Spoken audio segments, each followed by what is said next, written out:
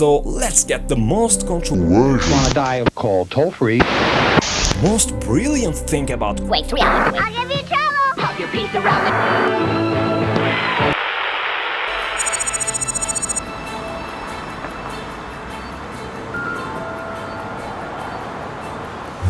In the closing year of the 20th century, the world of gaming was obsessed with narrative.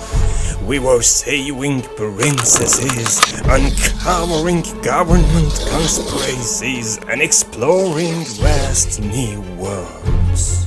Story was king, and then, from the molten core of ID software, the gods of the first-person shooter genre, a challenge was issued.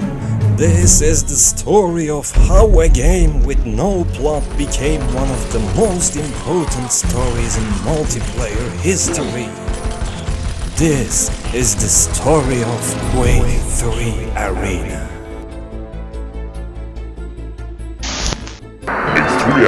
So let's get the most controversial, most brilliant thing about Quake 3 out of the way first. It had no single-player campaign. In an era where a game's value was often measured by the length of its story mode, this was commercial suicide, or so people thought. But this wasn't a mistake, it was a philosophy. ID Software, the creators of Doom and Quake, decided to focus their entire energy on perfecting one thing: the multiplayer deathmatch. They cut the fat, and what was left was a masterpiece of design. And that design began with something that sounds simple, but is endlessly complex: movement.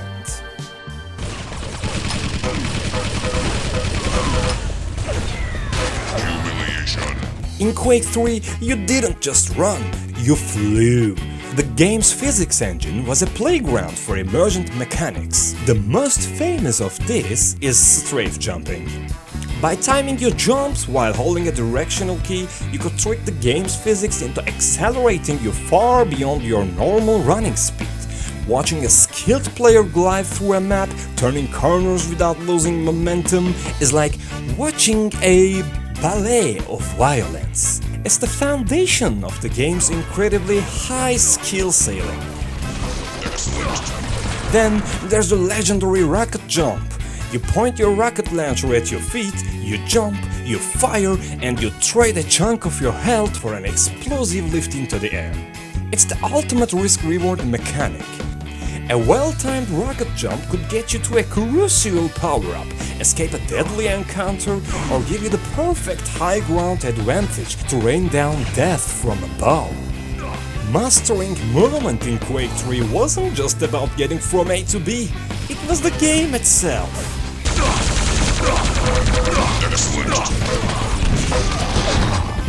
Now, let's add the tools of the trade. Quake 3's arsenal is a case study in perfect game balance. Each weapon has a distinct purpose, but the flow of combat is defined by what fans call the Holy Trinity. Number 1. The rocket launcher.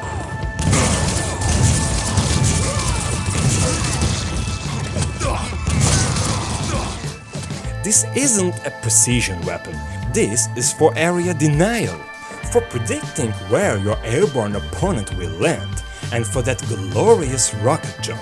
A direct hit is devastating, but the splash damage is just as deadly, forcing your enemies to constantly be on the move.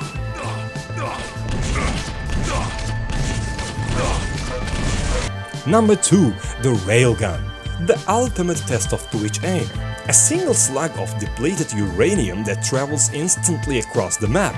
There's no leading your target, no splash damage, there's only your cursor, their head, and the click. Landing a railgun shot is one of the most satisfying moments in all of gaming.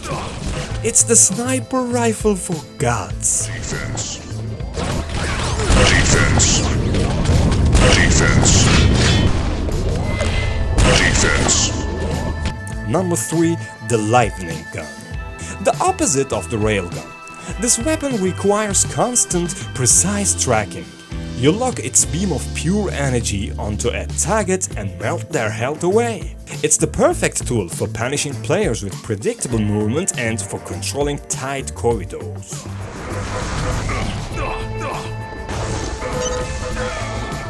A good player masters one of these. A great player instinctively switches between all three in a seamless dance of death, using the right tool for the right range at the right second. This entire symphony of skill was powered by a truly groundbreaking piece of technology, the ID Tech 3 engine.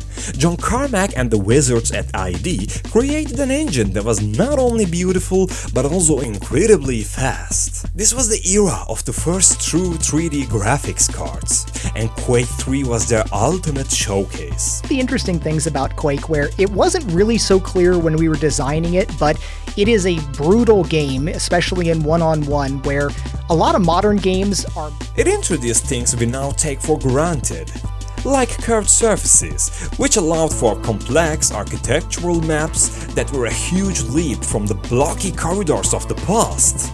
It used a system called shaders to create stunning visual effects, glowing portals, shimmering teleporters, and realistic reflections. But most importantly, it was optimized to perfection, delivering a rock-solid, high frame rate that was absolutely essential for the kind of precision, high-speed gameplay it demanded.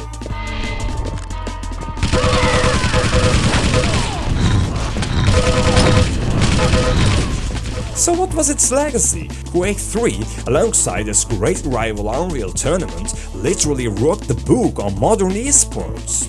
It was built from the ground up to be a competitive game. The community built mods like OSP and CPMA to add even more competitive features, and tournaments with huge cash prizes sprung up around the world. QuakeCon became a legendary event. The game proved that a multiplayer game could be a legitimate, skill-based sport.